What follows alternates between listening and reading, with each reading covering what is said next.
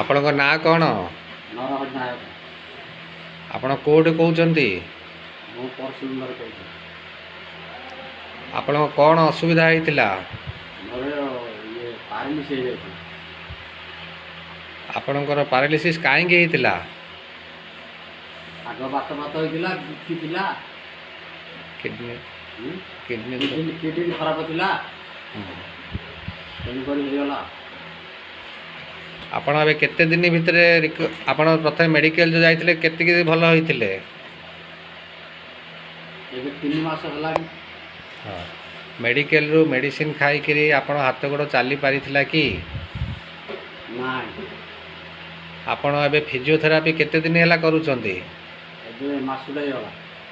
ମାସେ ଭିତରେ ଆପଣ କେତିକି ଡେଭଲପ୍ ହେଇଛି? ନାଇଁ, ଏବେ ଯାହା ହେଇଛି ବଢ଼ିଆ ହେଇଛି। ଆପଣଙ୍କ ହାତ ଗୋଡ଼ ଯେଉଁ ଉଠୁନଥିଲା ଏବେ ଉଠୁଛି କି? ଟିକେ ଉଠେଇକି ଦେଖନ୍ତୁ। ପୁରା ଉଠି ଯାଉଛି। ଗୋଡ଼ କେମିତି ଉଠୁଛି ଦେଖାନ୍ତୁ।